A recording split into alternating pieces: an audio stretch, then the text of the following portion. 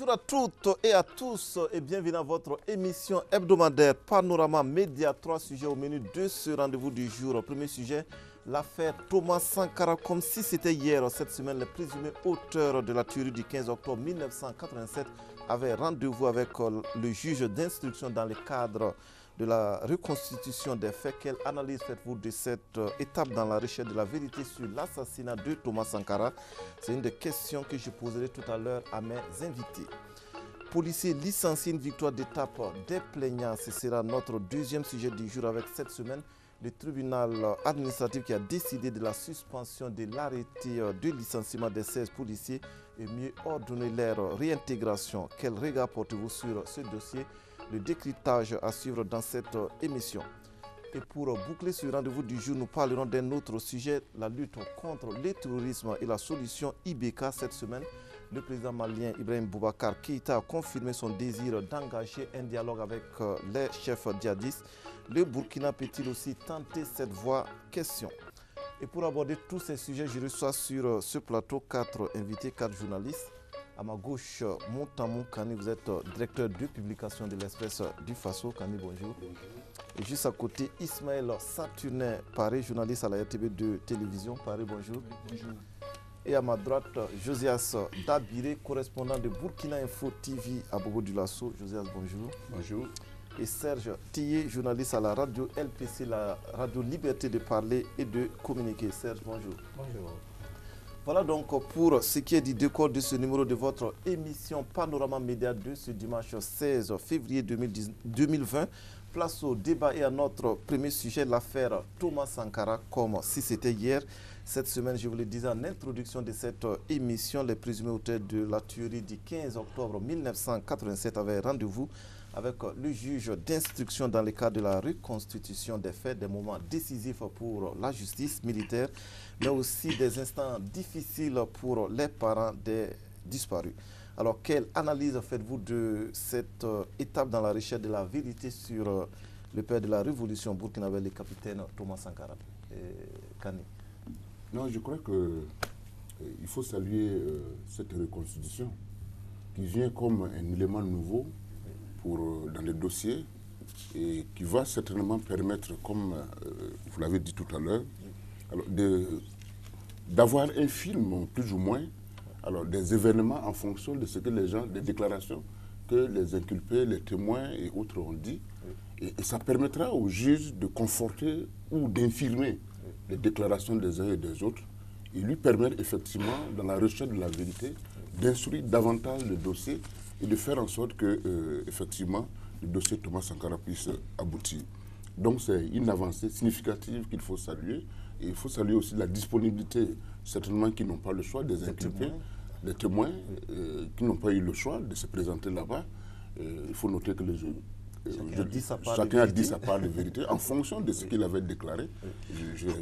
Oui, suivre un peu que, par exemple, le général Gilbert Dendéré qui était là-bas a repris tous les circuits qu'il avait en son temps au moment des événements.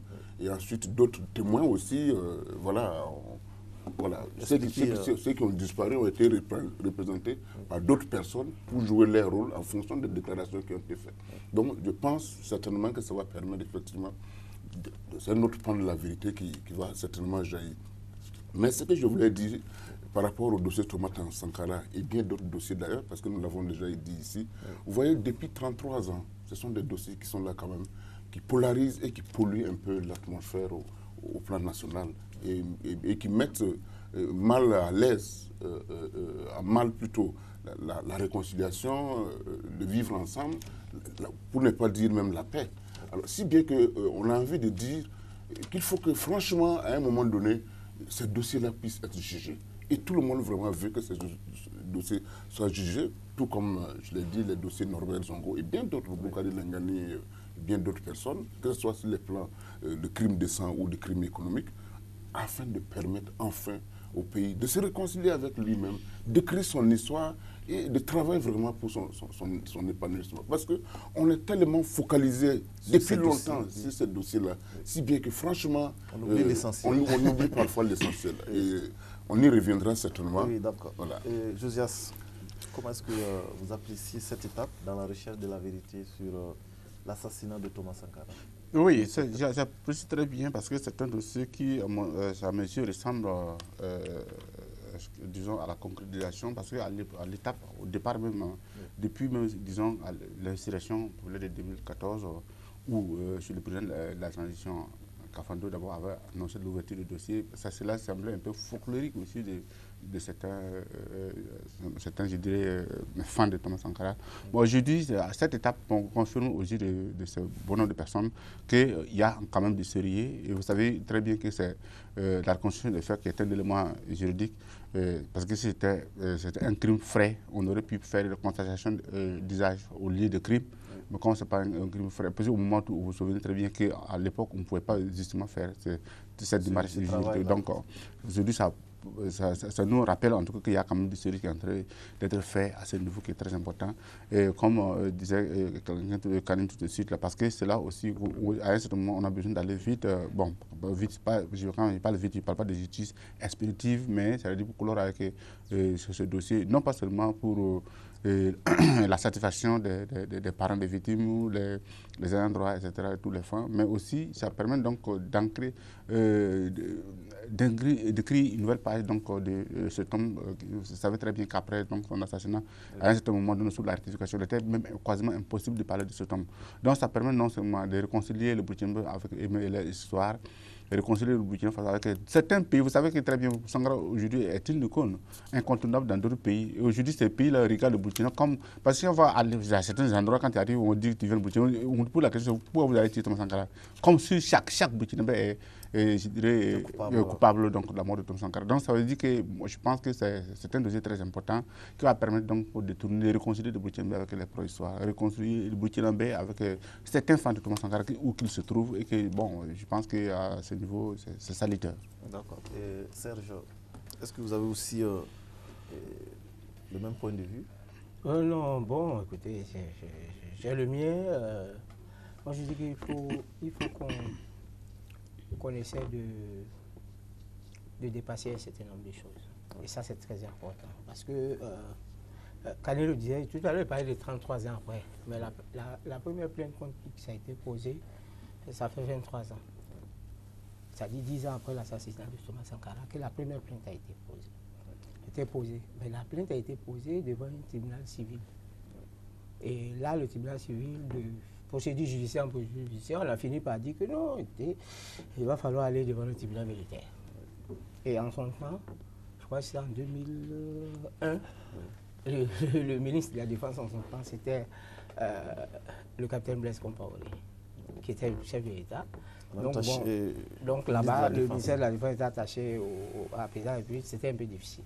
Bon, je me souviens que ceux qui bataillaient pour justice pour Thomas Sankara avaient saisi, je crois, en ce temps, c'était le comité des droits de l'homme de l'ONU. Oui. En son temps, ils les avaient saisis et le comité avait dit et leur avait donné pratiquement raison.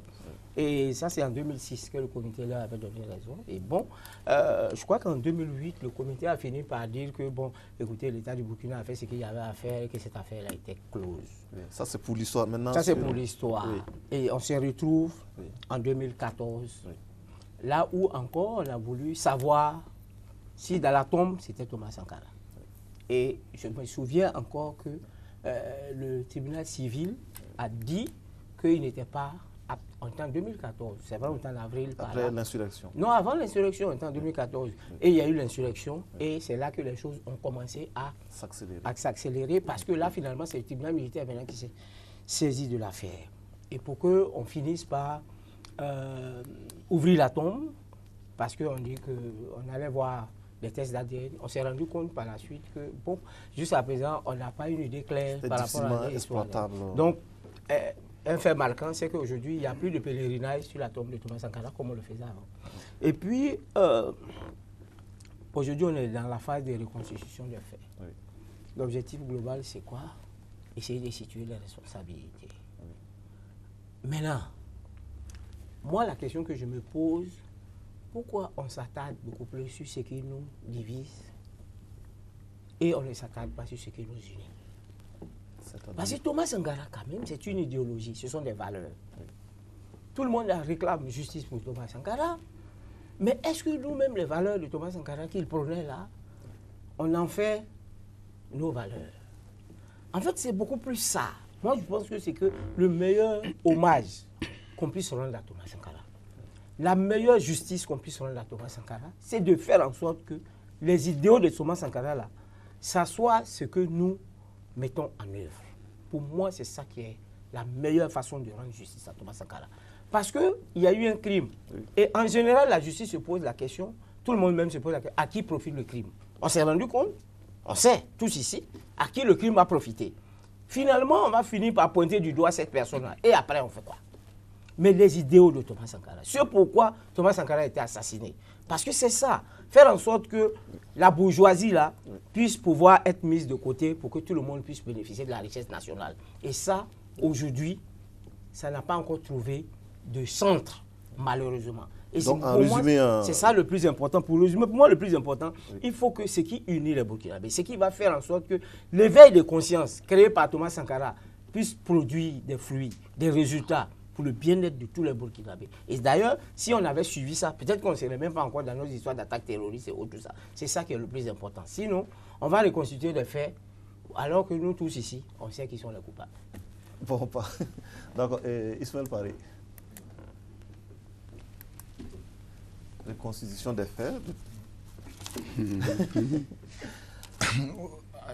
Quelle lecture faites-vous de cette étape dans la recherche de la vérité sur la mort de Thomas Sankara? C'est une victoire d'étape, j'allais le dire, parce que vous savez que l'instruction est une étape nécessaire lorsque nous sommes en procédure pénale, lorsque nous sommes sur le terrain juridique, parce que là, il s'agit d'une affaire criminelle.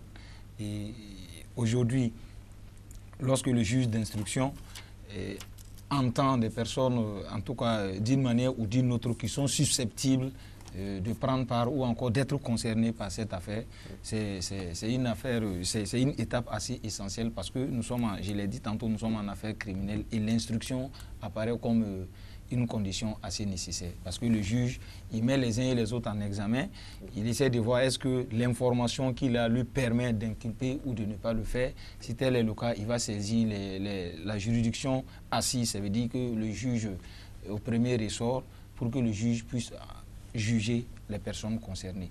Mais ce qui est assez important, c'est que c'est bon à prendre parce que nous voyons que depuis un certain moment, Serge le disait tantôt, 10 ans après l'assassinat de Thomas Sankara, que la première plainte a été déposée, la famille de Thomas Sankara s'est érigée, a déposé une plainte, constitué une partie civile. Pourquoi? Parce que la prescription en matière pénale est de 10 ans. 10 ans après, c'était irrécevable. Donc, alors qu'en matière civile, la prescription, c'est 30 ans. Mais ce qui est assez important, c'est qu'aujourd'hui, tous les mouvements, les organisations des droits de l'homme, en Afrique, au Burkina Faso, de même par le monde, chacun a fait de ce combat de Thomas Sankara son combat. Donc, c'est érigé même, ça fait partie des droits imprescriptibles. Ça veut dire que 10 ans va passer, 20 ans va passer, 30 ans va passer.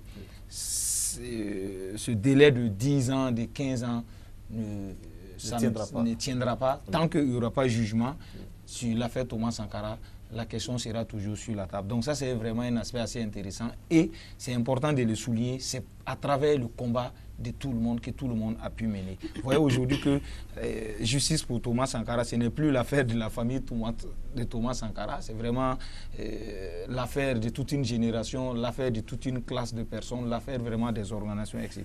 Donc il convient aussi de dire que depuis un certain temps, notamment depuis la chute du régime passé, lorsque nous voyons l'avènement de la transition, le dossier Thomas Sankara a connu quand même, j'allais dire, des avancées, un dénouement assez positif, parce que nous avons vu que la justice française s'est invitée dans la danse. Il y a eu même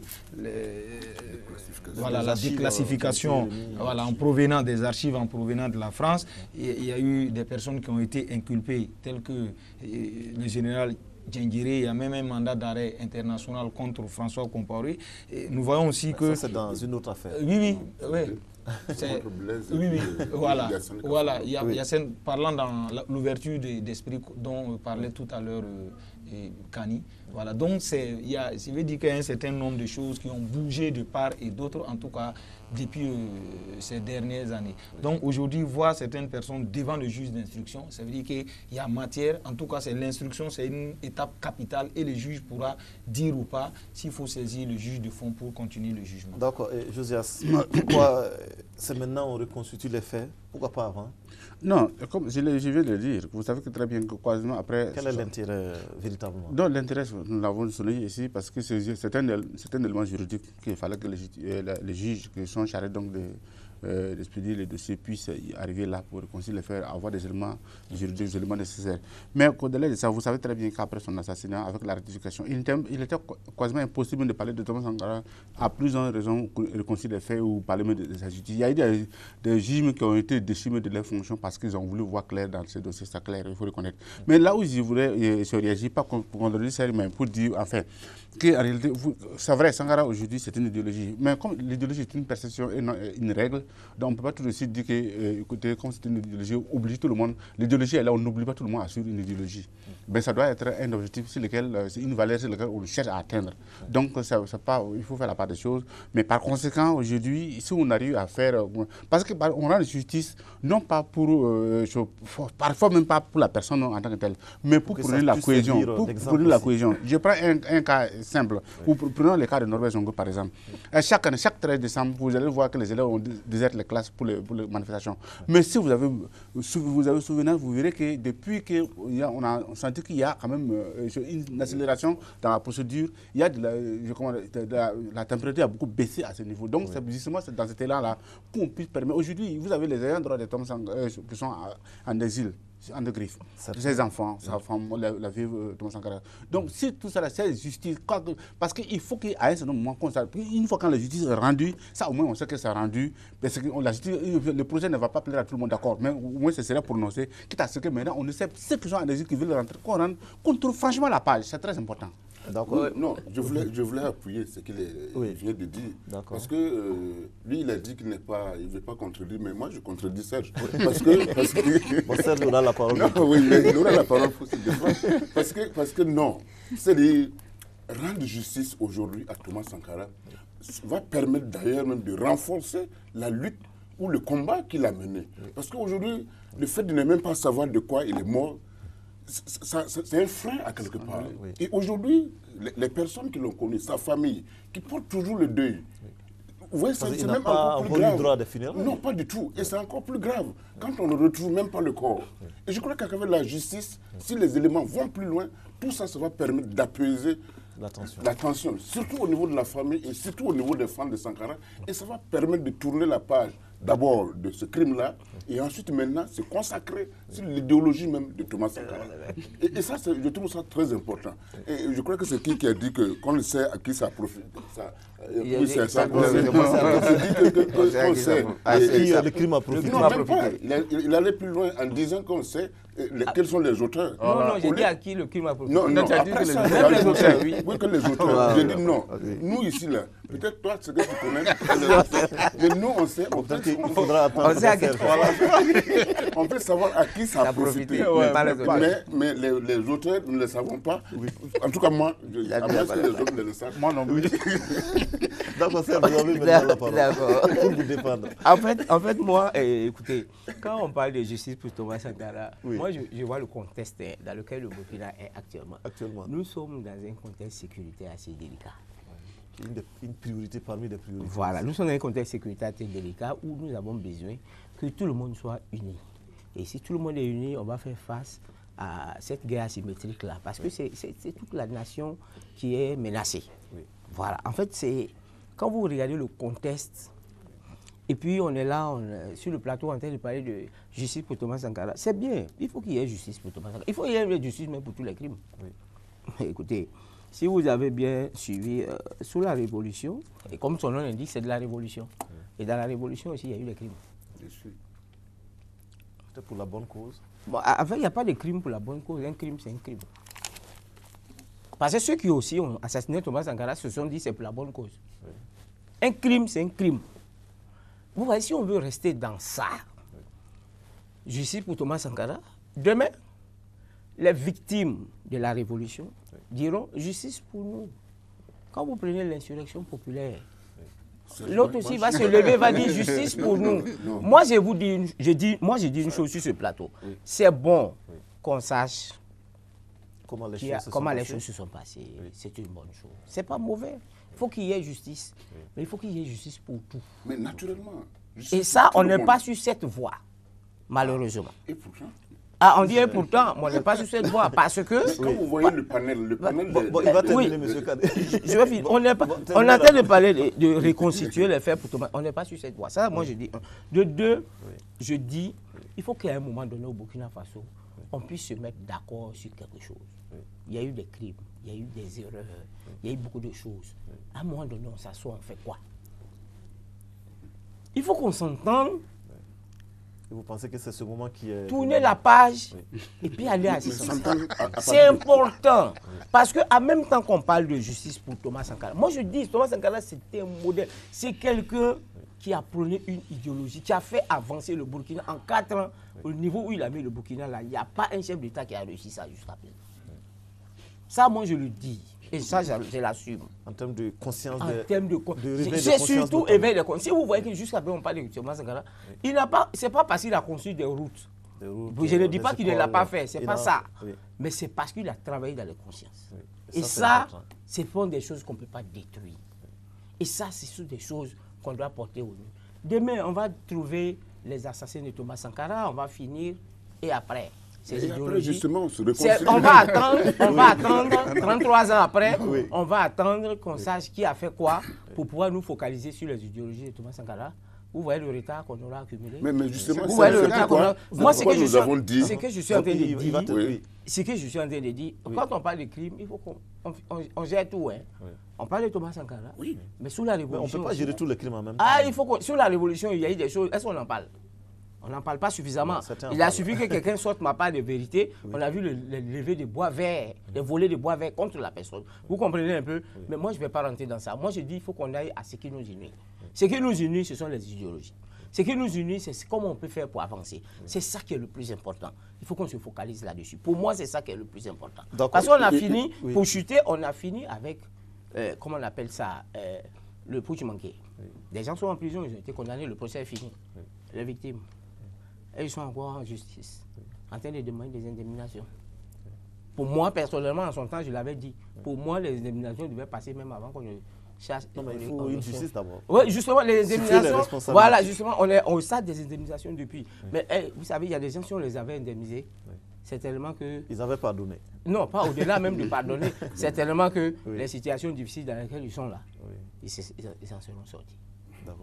Non, je suis pas d'accord avec toi. Oh non, c'est mon avis. Mais c'est ton point de vue. Je le respecte. C'est sa part de vérité. Mais c'est ma part aussi. Je ne suis pas d'accord avec toi. Mais tu sais, ce qui peut nous unir, et ce qui nous unit derrière, c'est quoi? Il n'y a rien d'autre plus que la justice. Franchement. Ce qui peut nous unir, il n'y a rien d'autre plus que la justice. Le plus faible, son dernier rempart, c'est quoi? C'est la justice. Le plus fort, même souvent il est brimé. Son dernier rempart, c'est quoi? C'est la justice. Les crimes sur la révolution, qui est en train de les juger? Mais quand vous avez vu le document du panel des anciens de Manéga, mais ils ont répertorié tous les crimes. Quand vous avez suivi le collège des sages en 1999, mais ils sont revenus là-dessus. D'ailleurs, j'ai même dit la dernière fois que ces deux documents-là sont pratiquement identiques. Ça veut dire qu'aujourd'hui, tout le monde est unanime. Il faut une justice pour tout le monde. Merci. Y compris les victimes de la Révolution, ou même avant la Révolution, puisqu'on est réparti de 1960 depuis les indépendances. Donc, il ne faut pas dire qu'on parle de justice pour Thomas Sankara et pas de justice pour les autres. Mais je voulais insister effectivement que si on parle de Thomas Sankara, qu'on parle de justice pour tout le monde. Merci. Vous prenez le dossier Norbert Zongo, il a été réouvert. Mais pourquoi? C'est parce que justement les gens ont soif de justice.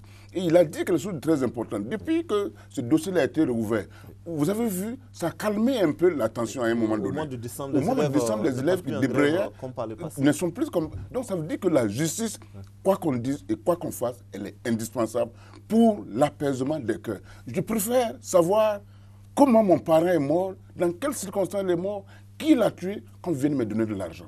Parce que de l'argent, une indemnisation ne peut jamais remplacer la personne que vous avez perdue. Non, moi, Mais au moins, si je sais... Non, je n'ai pas dit Non, que il tu n'a l'as pas dit. dit, C'est ma part de vérité.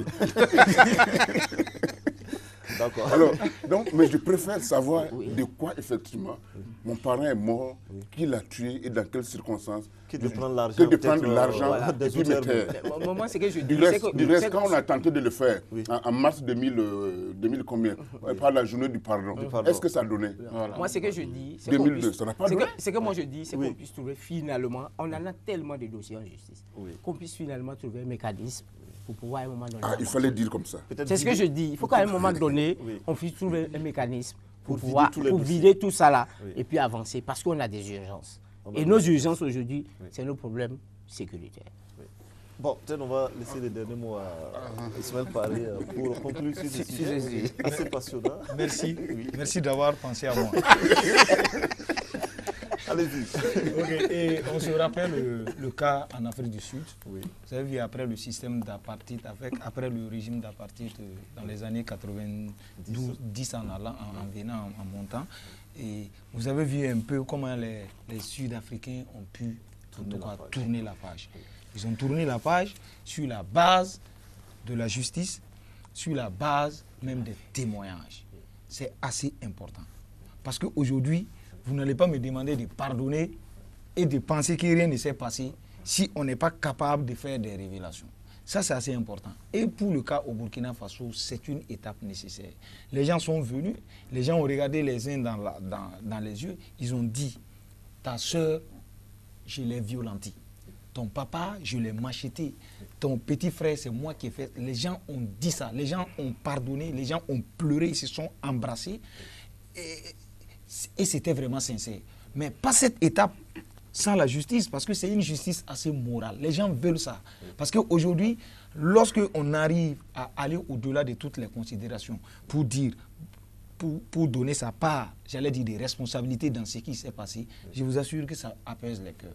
Donc, on ne peut pas, c'est vrai qu'ici aujourd'hui nous sommes en train de parler de la réconciliation, nous sommes en train de parler du vivre ensemble, mais ce vivre ensemble, cette réconciliation ne peut être possible que si elle est calquée sur la justice. Et aujourd'hui, je pense que l'engagement des autorités burkinabées et même de toute la population, une grande partie de la population s'engage dans cet état d'esprit. Tout le monde est d'accord que la paix est indéniable. C'est une condition sine qua non. La paix, la cohésion sociale, le vivre ensemble. Mais est-ce pour autant dire que ceux qui ont commis des exactions, ceux qui ont fait des fautes, il faut faire comme si de rien ne s'était passé?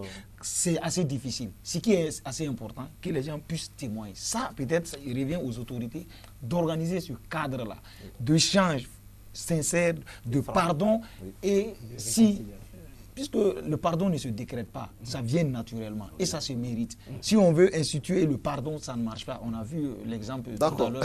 Donc, c'est assez ça. Donc, c'est pour dire que le cas Thomas Sankara, bon, c'est parce que Thomas Sankara n'est pas comme les autres crimes là que ça pose le problème. Vous avez vu que tout à l'heure, ma part de vérité, il s'est attaqué d'une manière ou d'une autre.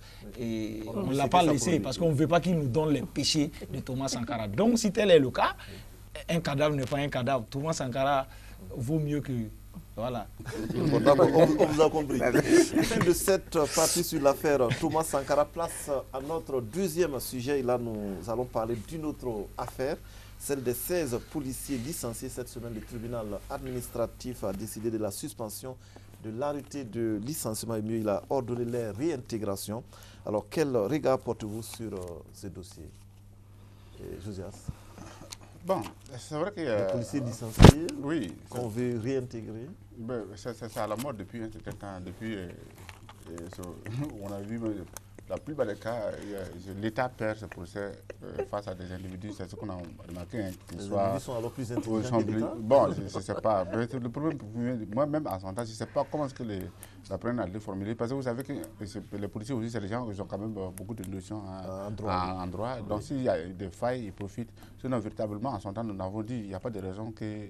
on a fait un fonctionnaire de police. Bon, ils ont été affectés pour nécessité de service. Voilà, et puis ils refusent. Maintenant, certainement, ils ont brandi le fait Il s'agit donc des affectations, je dirais... Bon, ils disent qu'ils sont membres de l'APN, l'Alliance Police Nationale, qui est le syndicat de la police.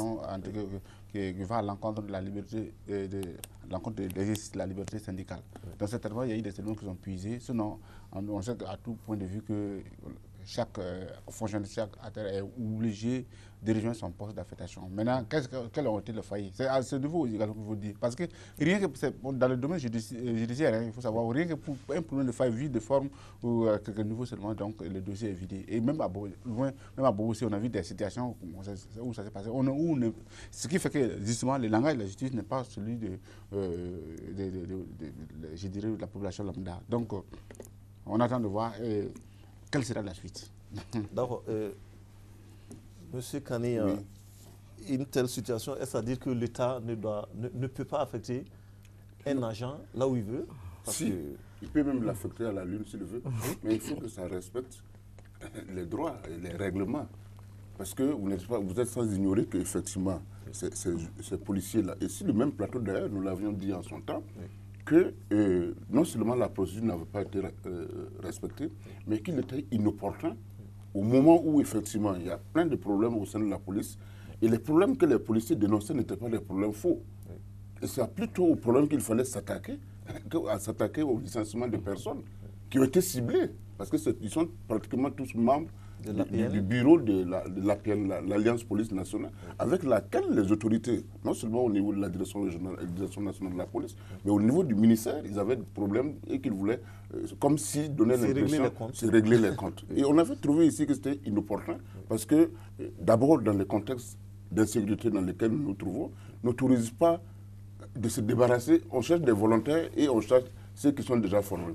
Et on avait trouvé que ce n'était pas opportun. Certainement qu'au vu de tous ces éléments, c'est même pas certainement, c'est au vu de tous ces éléments que le juge administratif a tranché et il a demandé de lever, il a suspendu, ce n'est pas qu'il a demandé de lever, il a suspendu et il a ordonné la réintégration des policiers. Et je crois que c'est une occasion, pour moi, qui honore la justice, qui honore non seulement la justice, mais que les autorités au niveau de la police doivent saisir pour calmer un peu la tension au niveau de la police, de façon générale.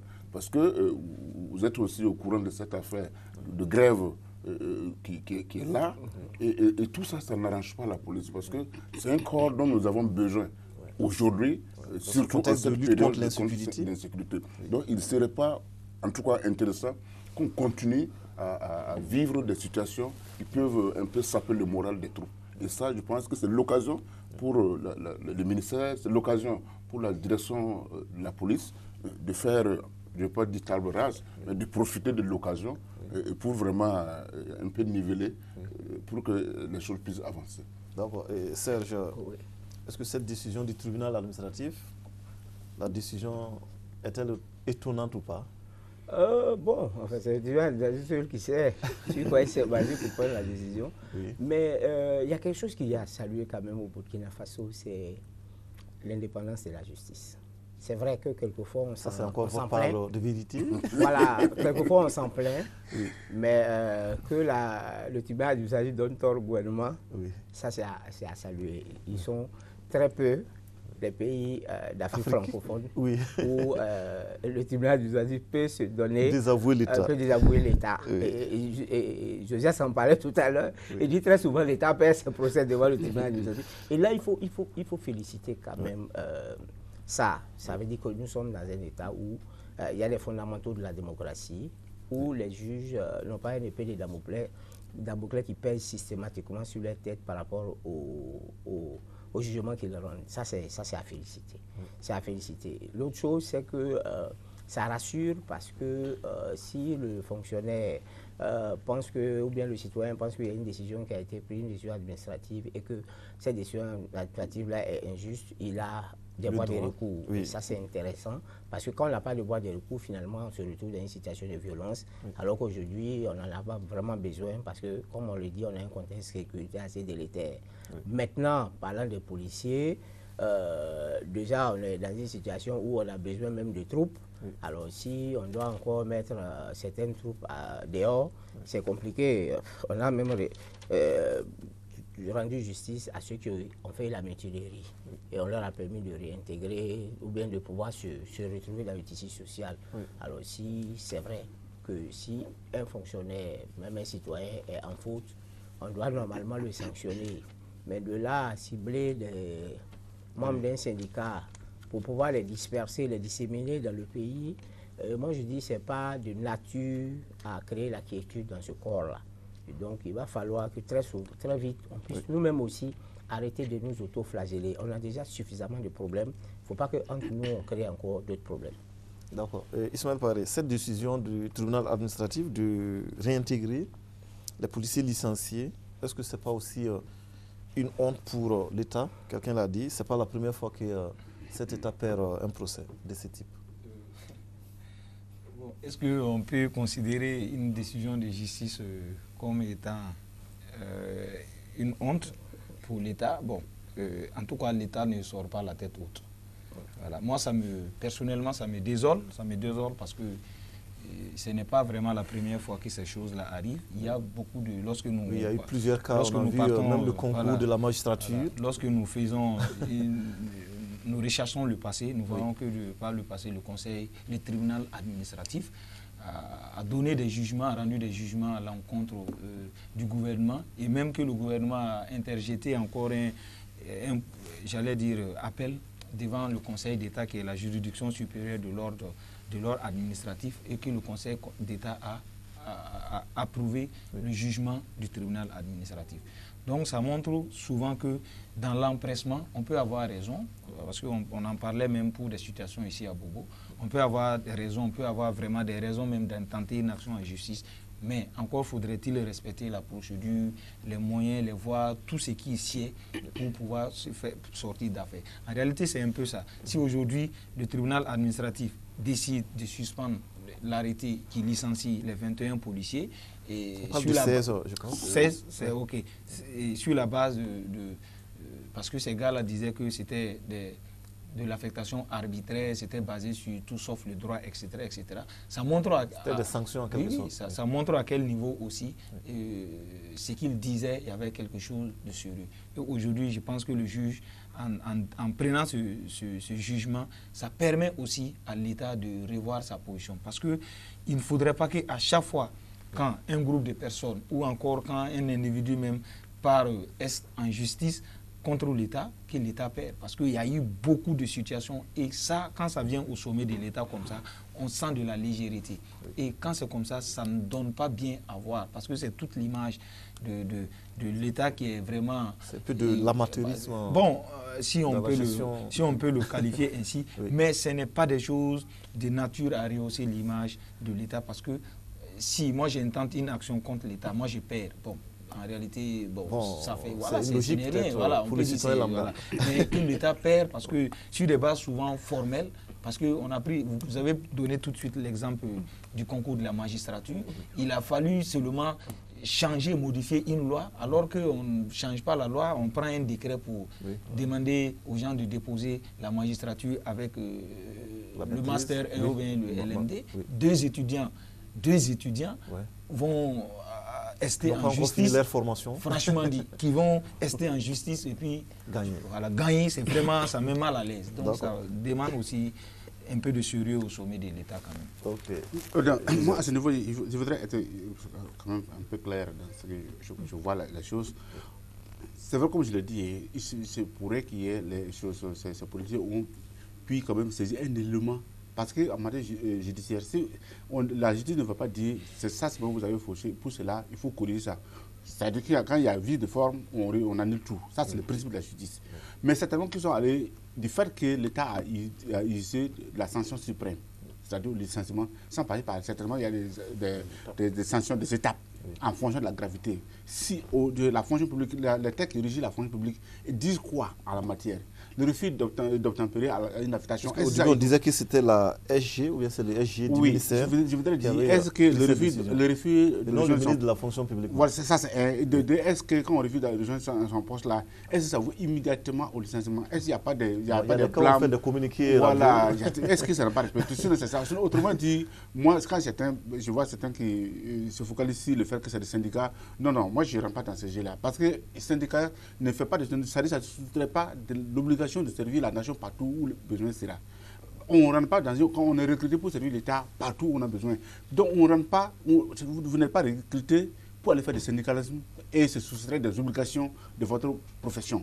On fait et c'est le même pays direct. Ce n'est pas comme au niveau du privé, ou par exemple, ou dans certains, vous êtes par exemple, je ne sais pas, au Métaboutien, si vous êtes syndicat là-bas, on ne peut pas vous envoyer dans une poste où vous ne pouvez pas exercer le droit de syndicalisme là-haut. C'est-à-dire que c'est la même nation où que vous avez été à Dori, à Gawa, partout, vous êtes toujours membre de votre syndicat. Oui. Ça vous soustrait. Donc, on ne fait pas de syndicalisme pour se soustraire de ces obligations de servir la nation partout où besoin sera. Certainement, donc, comme je l'ai dit, il y a eu des vices de forme dans la procédure. Et comme disait quelqu'un il appartient à l'État de ne pas aller vite en besogne. Ouais. Moi, j'ai l'impression que les gens prennent des décisions par colère.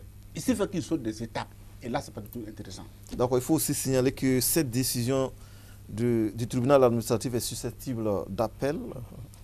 Donc, affaire à suivre. Fin de cette partie sur le dernier rebondissement dans l'affaire des policiers licenciés. Place à notre troisième et dernier sujet, la lutte contre le terrorisme et la solution IBK en question. Ibrahim Boubacar Keïta, le président malien, qui confirme son désir d'engager un dialogue avec les chefs djihadistes Iyad Ag Ghali et Amadou Koufa en vue de mettre fin à la spirale de violence au Mali. Alors, est-ce que cette décision, est-ce qu'elle est la bienvenue? Et Serge? Quelqu'un qui veut dialoguer. Oui. À première vue, ce n'est pas mauvais. Il faut dialoguer. Mais quand on va dialoguer, oui, il va falloir qu'on s'entende sur un certain nombre de choses. Parce que sur la table de négociation, chacun vient avec ses revendications, ses préoccupations. Il y a Iyad Ghali et Amadou Koufa. Oui. Qu'est-ce qu'ils demandent au Mali? La charia, la question, la charia, installer un califat. Oui. Mettre en veille la Constitution, oui, remettre en cause la laïcité de l'État. Oui. À la limite, même, il y a l'intégrité du territoire même qui est menacée. Oui. La forme républicaine de l'État. Mais écoutez, la forme républicaine de l'État, oui, ça, c'est pas négociable. Alors donc, IBK va négocier quoi? Ça, c'est la première question que moi je me pose. Parce que la charia au Mali... Il a déjà tendu la main. La charia au Mali, oui, c'est pas possible. Peut-être dans certaines parties du Mali. Justement, ça, c'est l'intégrité de l'État maintenant qui remet en cause. Mais quand on est élu, on prête serment sur la Constitution, on dit on vient pour veiller à respecter, à maintenir la laïcité et l'intégrité de l'État. Oui. Donc, il va négocier quoi? Ça, c'est un. Oui. De deux, aujourd'hui, c'est vrai, IBK est le président du Mali, mais il fait partie du G5 Sahel. Ils sont allés à Pau, au nom du G5 Sahel. Oui. Donc, ils travaillent ensemble avec les autres chefs d'État de la sous-région. Et les autres chefs d'État de la sous-région qui sont allés aux G5 sont victimes de la même situation. Oui. Les mêmes Iyad Ghali et les Amadou Koufa là, oui, posent des actes au Burkina, oui, et dans d'autres pays, au Niger et en allant. Lui seul, lui, il s'en va négocier. Oui. Où il met les autres chefs d'État. L'action ensemble concertée, oui, a plus de poids que pour lui seul. Maintenant, pourquoi c'est maintenant que lui, pour terminer, m'arrêter là, pourquoi c'est maintenant, oui, que lui s'en va négocier? Après avoir fait... Peut-être qu'il n'est jamais trop tard pour non, quand on dit qu'il n'est jamais trop tard pour négocier, il y a eu beaucoup d'accords qu'ils ont signés. On dit qu'il faut un dialogue inclusif. Mais les gars ils ont demandé d'abord avoir l'indépendance de la Zawad, ainsi de suite. Peut-être. Moi, la question, il faut que IBK nous dise, oui, il s'en va négocier quoi? Bon, qu'est-ce qu'il va négocier? C'est tout. Moi, je ne suis, suis pas contre la négociation. Oui. C'est bon, oui, qu'on négocie, mais il va négocier quoi? La question, je vais la poser à M. Kane. M. Kane, IBK va négocier quoi? Mais malheureusement, je ne suis pas IBK. Sinon, j'allais dire ce que je vais négocier. Oui. mais toujours est-il que, par principe, quand vous prenez tout conflit, quel qu'il soit, il finit toujours par les négociations. Par le dialogue. Par le dialogue. Oui. Alors maintenant, est-ce que c'est le moment de dialoguer? Ça aussi, c'est une question qui peut se poser. Est-ce qu'il faut attendre plus tard? et s'il aurait pu négocier avant, mais toujours est-il que, comme je l'ai dit, c'est le président qui compte. Tout conflit finit par une discussion. Oui. Et malheureusement, aujourd'hui, au fur et à mesure qu'on avance avec l'option militaire contre le terrorisme, on voit que ça ne paye pas. Ça ne paye pas. Et même avant-hier, je crois, il y a eu des tueries. Il y a eu 31 morts, plus 9 autres. Proche de la frontière du Burkina. Alors, donc, pendant qu'on parle de dialogue. Donc, tout ça, ce sont des questions qui se posent. Alors, militairement, on n'a pas pu. Est-ce qu'on peut dire qu'on n'a pas pu? Pour le moment. Bon. En tout cas, si on avait pu, c'est qu'il n'y avait plus d'attaque. Ça veut dire qu'on n'a pas pu pour le moment. Ensuite, le dialogue que beaucoup de gens prônent. Est-ce qu'on y arrivera? Il a posé des questions tout de suite. Mais je crois que tout ça, ce sont des éléments qu'il faut mettre dans la balance et se parler. J'ai toujours dit que les terroristes, ils ne sont pas venus de France, ni de Mars. Ce sont nos frères ici. Oui.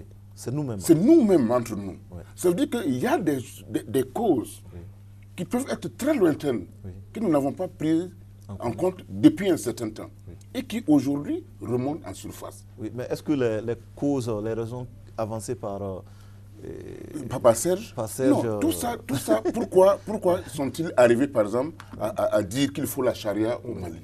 Pourquoi sont-ils arrivés à dire qu'ils veulent l'Azawad, c'est-à-dire une partie de leur territoire? Pourquoi sont-ils arrivés à tout cela?